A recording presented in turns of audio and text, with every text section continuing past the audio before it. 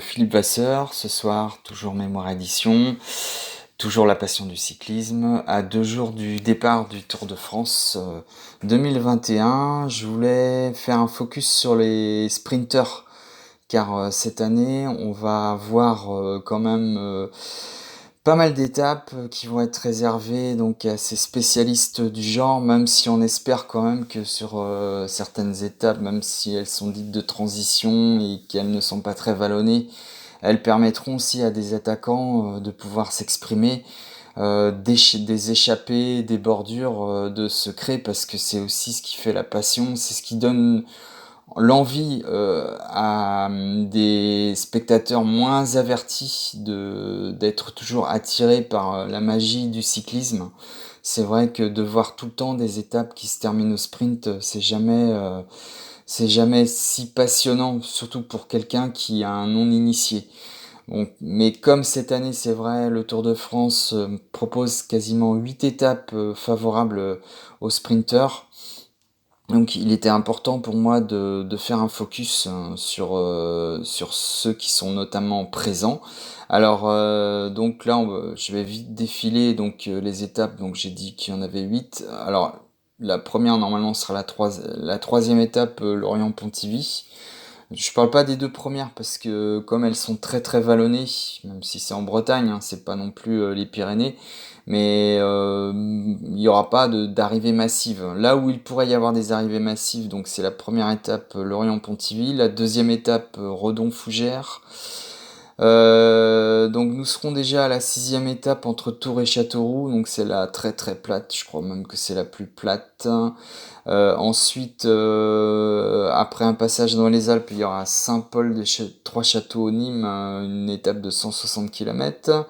Une longue étape de 220 km entre Nîmes et Carcassonne, quoique il pourrait aussi y avoir sur la longueur, la chaleur, le vent qui pourrait jouer et du coup plus aussi profiter à des échappées. On sait que maintenant avec les oreillettes c'est quand même c'est compliqué, hein, et puis avec les groupes qui peuvent s'organiser longtemps à l'avance, il y a 30 ans de ça évidemment les sprinters ils avaient leur lanceur à 400 mètres de l'arrivée, mais avant ils n'avaient pas une équipe entière pour les emmener. Donc après avoir passé en revue, alors j'ai pas montré la dernière étape des Champs-Élysées, bon classique à mon avis, celle-là ça fait déjà des années qu'elle arrive, sprint massif, quasiment impossible de se détacher même à quelques coureurs. Donc là, c'est clair, il y aura un sprint massif à 95%. Alors, donc forcément, qui dit sprint massif dit des équipes qui se sont organisées autour de leurs sprinters. Alors, je vais vous présenter pour moi les meilleurs sprinters qui sont présents sur le tour. Alors, dans un premier temps, je voulais vous parler de Ewan. Pour moi, en ce moment, c'est le plus stupéfiant, on va dire. C'est une petite boule de muscle. Il est franchement, franchement impressionnant. Alors même, y compris sur des arrivées en côte, faudra faire attention parce que à l'allure où il a passé le Poggio cette année sur le Milan-San Remo, il a vraiment développé des qualités surprenantes en grimpette. Bon, je pense qu'Ewan, c'est un petit peu je dirais le monstre au niveau du sprint sur ce Tour de France. Il a gagné 2 étapes Giro avant d'abandonner, mais bon, ça c'était un abandon tactique, hein, en vue de préparer le Tour de France. Et puis à nouveau sur le Tour de Belgique, il nous a fait un grand gala. Alors à côté, donc un ressuscité, Mark Cavendish, donc c'était pas prévu qu'il participe au Tour de France parce que il a été embauché par Deceuninck Quick-Step et c'était plus pour finir sa carrière en beauté, on va dire, mais pas du tout pour faire un grand tour. Sauf que Sam Bennett, qui est quand même le sprinter maison de la Deceuninck Quick-Step, bah lui, il est blessé, malheureusement, après un très très beau début de saison. Cavendish le remplace au pied levé, donc on va voir. Alors ça peut être tout bon, tout mauvais. Donc là, on a vu que quand même il a gagné pas mal d'étapes sur le Tour de Turquie, bon, qui est une épreuve secondaire, mais quand même. Et puis à nouveau Tour de Belgique, hein, il a gagné la dernière étape. Donc on attend beaucoup de ce qui, on va voir ce qu'il va faire Cavendish, sachant que si Cavendish est un peu usé, on va dire, par rapport à l'exigence d'une épreuve de 3 semaines, ils ont aussi chez De Koninck, ils ont Ballerini, hein, quand même, qui est pas non plus le dernier venu en matière de sprint, hein, un sprinter italien qui va très très vite lui aussi. Alors, troisième sprinter que j'ai mis moi dans ma playlist, c'est Sonny Colbrelli, qui est très très en forme actuellement. Qui est champion d'Italie là, il me semble, et qui a gagné donc une étape sur le Dauphiné Libéré, qui est très en forme, qui est un très très bon sprinter, une très belle pointe de vitesse également. Sans oublier un autre vétéran qui à la fois un sprinter, puncher, c'est quelqu'un qui passe partout, c'est une vedette on va dire, parce qu'il est même bon sur le VTT. Donc Peter Sagan évidemment c'est la star, c'est un peu la star, hein. Donc toujours plaisir de le voir là. Bon, je l'ai mis là dans ma playlist aussi parce que il est quand même, il a gagné sur le Tour d'Italie et il a ramené le maillot cyclamen qui est l'équivalent du maillot vert chez nous. Donc leader du classement par points. Donc pour moi une grosse cote également. Il va essayer notamment sur des arrivées où ça va monter un petit peu. Il sera présent. Alors il y a d'autres sprinters. On va les passer vite. Je l'ai mis, alors j'ai mis de chez Alpecin Phoenix, excusez-moi, Tim Merlier qui lui est vraiment aussi dans cette mouvance du pur sprinter sur le plat, et son leader évidemment Mathieu Van Der Poel, mais qui lui vraiment très très complet, mais qui est un super sprinter aussi, hein. Nous fait des arrivées massives, il est capable de larguer tout le monde aux 100 derniers mètres. Bon, à côté de ça, évidemment, il a d'autres qualités. Mathieu Van Der Poel, ce sera vraiment une des attractions du Tour de France, surtout en début, hein, parce que je pense que là, c'est pareil, il va nous faire un abandon tactique aussi en prévision des Jeux Olympiques. Affaire à suivre. Wout van Aert, pareil, c'est un peu dans la même mouvance que Mathieu Van Der Poel. Un coureur très complet, bon grimpeur, excellent sprinter aussi. Alors est-ce que Jumbo, ils vont jouer les sprints? C'est pas sûr non plus. Ils n'auront pas un train pour l'emmener forcément, mais il sera là, quoi. Il sera dans les derniers kilomètres. S'il est bien placé, il peut faire une pointe de vitesse et puis il peut aller chercher une victoire. Alors j'ai mis Danny Van Poppel également. Alors je les ai peut-être pas tous mis, hein. J'ai essayé de regarder, mais j'en ai peut-être oublié. Alors Danny Van Poppel de chez Wanty Intermarché, qui a fait des belles places aussi. J'ai mis 6 bols, hein. J'ai vu, il figurait souvent dans des top 5 de belles épreuves qui sont arrivées au sprint de la team DSM.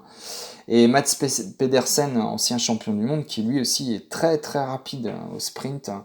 Donc s'il est en forme, il peut faire des bonnes choses. Alors faut savoir qu'un sprinter, c'est souvent une dynamique de confiance. On l'a vu donc par le passé avec Cavendish, avec Gaviria qui est pas là cette année. Le gars, il commence à gagner la première étape. En général, après, il gagne la deuxième. C'est aussi un sprint. Il se joue beaucoup dans la tête et le rapport de force, il se fait dès le départ. Et si le sprinter, il inscrit un rapport de force au départ, c'est très très compliqué ensuite de le battre dans les étapes suivantes. Donc ça, c'est beaucoup vérifié. Alors, on va parler des absents. Gaviria qui est pas là. Alors, je sais pas. Donc après, s'il fait partie de la team UAE aussi. Alors, ils ont peut-être voulu vraiment avantager des coéquipiers pour Pogacar, et du coup, je sais pas. Gaviria, il va peut-être se reconcentrer sur la Vuelta. Et puis Pascal Ackermann qui est dans la même équipe que Sagan. Alors peut-être parce que justement ils ont privilégié Sagan, je sais pas. Ackermann, il était déçu en tout cas de ne pas pouvoir disputer le Tour de France. Il était en forme en plus, hein. C'est vraiment lui, c'est pareil, c'est un très très bon sprinter de plat, il est très puissant. Il est très très puissant aux 200 derniers mètres. Alors, on va terminer par nos petits Frenchies, évidemment, parce que bon, cette année, on a des belles petites chances de les voir. Alors, notamment, on va d'abord parler de celui qui a vraiment le plus grand la plus grande chance, c'est Arnaud Démare quand même, hein. Arnaud, je pense qu'il s'est bien préparé pour le Tour de France. Voilà, il va essayer de nous faire des grands trucs. Alors, il est le seul Français donc présent à avoir gagné une étape du Tour de France. Il me semble que c'était en 2019 ou 2018, je me rappelle plus. C'était l'avant-dernière étape, je crois. Et c'était justement devant Christophe Laporte. Christophe Laporte qui était deuxième de cette étape-là ce jour-là, donc qui a raté le coche de très très peu. Donc on aura envie qu'ils nous refassent ces galades et les coups de S classant, Jacques S classant qui était un sprinter des années 70 qui a gagné des étapes du Tour de France, ou alors un maillot vert, hein. Voilà, ils sont capables d'aller chercher un maillot vert. Donc j'ai cité Laporte qui est en forme, hein, qui a fait un très beau Tour des Flandres, qui sprinte bien, c'est pas le super sprinter, c'est pas un Caleb Ewan, mais voilà, il a une bonne pointe de vitesse, il est capable de nous faire des trucs, intéressants. Donc j'ai mis également Nasser Bouhanni. Nasser, bah, il est le seul endroit où il n'a pas gagné en fait, parce que c'est quand même quelqu'un, on oublie souvent de signaler, mais il a quand même 68 victoires au compteur depuis ses débuts professionnels. Le seul endroit où il n'a pas gagné, c'est le Tour de France. Donc faut dire aussi qu'il n'y a pas beaucoup participé. La dernière fois, c'était en 2017. Bon, c'est toujours l'interrogation, toujours le mystère autour de Nasser. Des fois, il est capable de nous sortir des coups de génie comme il avait fait à la Vuelta 2016. Il s'était faufilé entre Van Groningen et Peter Sagan, et puis il était allé chercher une étape du Tour d'Espagne. Donc il a gagné sur le Tour d'Espagne, il a gagné sur le Tour d'Italie, il a même été vainqueur du classement par points en 2014. Donc voilà, 2 fois champion de France, quand même, je dirais derrière Desmar, c'est la deuxième grosse référence en matière de sprint depuis 9 ans. C'est juste que voilà, il manque le petit déclic pour aller chercher une étape du Tour de France. S'il arrivait, ce serait formidable cette année, quoi. Et puis le petit dernier, bah, c'est Brian Cocard, Châteaubriand, pas loin de chez nous. Bon ben le coq, on sait que c'est pas non plus en pointe de vitesse pure, hein, par rapport aux autres sprinters qu'on a présentés tout à l'heure. Voilà, il a moins de force, il a moins de puissance, c'est sûr. Mais voilà, il peut nous faire un truc. Et pour moi, Cocard, il a plus de chances de tirer son épingle du jeu dans une échappée. Donc une échappée, je sais pas moi, 20 coureurs, 30 coureurs, il se faufile dedans et là par contre il va nous faire le sprint, quoi.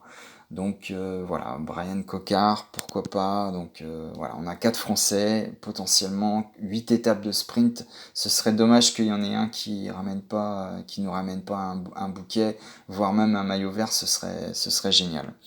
Donc je vous dis à bientôt, et puis peut-être que je vous parlerai aussi des grimpeurs, ou à l'occasion voir aussi les chances des différents outsiders favoris, etc. Voilà ma page terminée consacrée aux grimpeurs du Tour de France. À très bientôt, bonne soirée.